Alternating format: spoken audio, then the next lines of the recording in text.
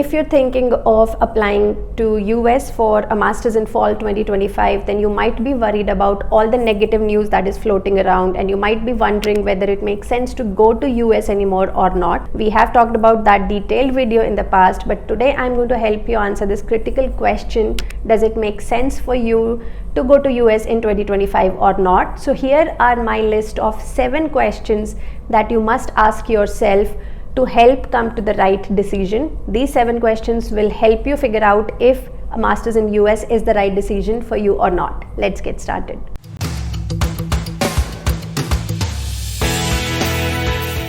Hey guys, welcome back to the channel. This is Nistha from Scholar Strategy and 24 North Star. Today we are talking about 7 questions you need to ask yourself to decide whether MS in US is the right decision for you or not. Here is the first question: can you afford it? So see our latest video where we have done a comprehensive calculations on the total cost of MS in US in 2025. It breaks down the cost in detail and will help you realistically plan for your master's expenses. Now, if you have enough savings according to that video, great. But if you or your parents don't have a saving of at least 20 lakh rupee, MS is going to be a significant investment from your side. How do you plan to recuperate it? Do you see a realistic prospect of recovering it soon after your masters and build an attractive career later on? This is the first question you need to ask yourself. Second question I would ask is, what are the job opportunities in your field? In the past, people would just go for a course like Masters in CS and find whatever jobs are available, which were relatively more easy to get back then.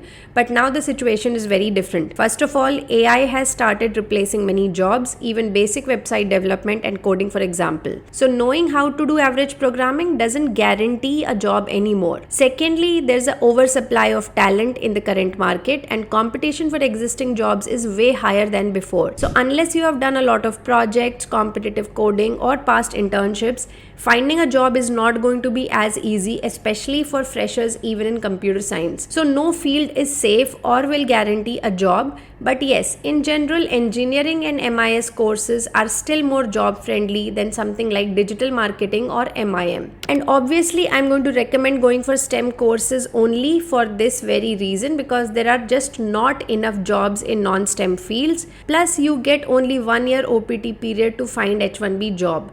1 year is not enough. So please go for STEM courses only and look for STEM jobs. Third question you need to ask is, do you have well-defined career goals? Having clear goals helps you pick the right program. For example, if you know that you want to work in core engineering roles at Mang kind of companies, you better go for masters in CS. If you want to work in core data science, stick to data science and don't go for operation research kind of program. I feel people are not really thinking about their future goals and settling for random programs that they can get admission in. This is leading to frustration later on. Now, I have said in previous point that we should pick job friendly fields, and now I'm saying that we should pick a field that will actually take us toward our goal.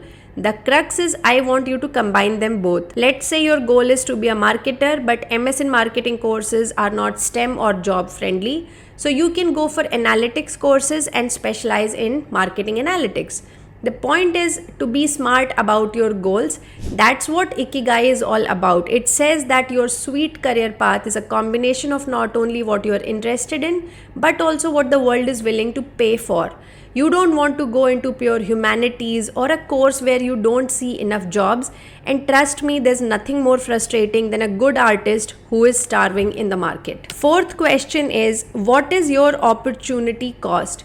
Are you leaving a well-paying job? What kind of salary are you foregoing by pushing for masters or MBA? I have heard from some people who are earning 25 lakh plus salaries in India and did not feel comfortable going to US in current market. So they decided to defer their admits. I'm not saying this is right or wrong. All I'm saying is you should ask yourself what makes me comfortable. On the other hand, if you are in a low paying job and there's a high probability of you finding a high paying job post masters in the US, that means the opportunity cost is low for you and it makes quite a lot of sense for you to do that masters. Fifth question is your profile competitive for top 80 schools in US? given current job market, I think I would feel more comfortable if I'm going for a course in top 80 or max top 100 ranking. Now, I know rankings are subjective, but this can be a rough thumb rule. It ensures that we are not going to a shitty or even a fake university, which happens, by the way, if you work with non-trustworthy counselors. Many people do not know that there are scamster universities which give easy guaranteed admissions and they are not legit. In such cases, the government may crack down upon these universities anytime and you may get deported back to India. So please be very careful and do not apply to universities that appear too easy or suspicious. When in doubt, double check. And if I don't think I can get admissions into a decent university, let's say top 80 or top 100 is the criteria for me, then I would rethink my decision for sure. Now the situation was different few years ago, as I have been saying, because job market was really good around 2014 to 2018. People who graduated back then made great career advancement, but of course situation has been very different after COVID and especially after ChatGPT AI revolution. Sixth question to ask is, how good are you at figuring things out?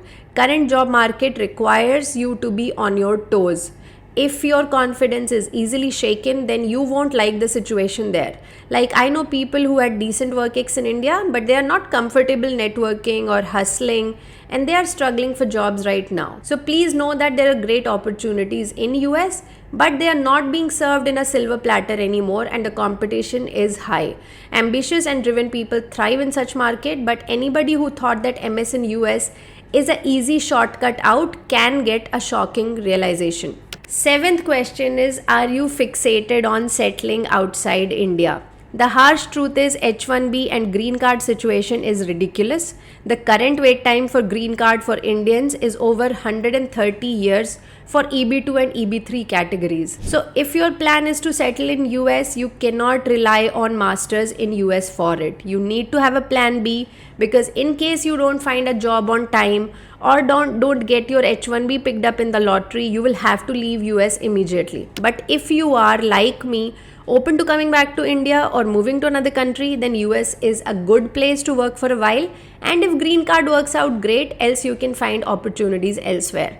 So what I'm trying to say is that you are fixated on settling in US. It looks pretty difficult right now and I would not bank upon it. If settling there is the primary motive for you behind going for masters in US, then maybe don't go for it. So those were my 7 questions to help you figure out whether MS in US is a wise decision for you or not. Ask them to self-evaluate and tell me what you decide in the comment section below.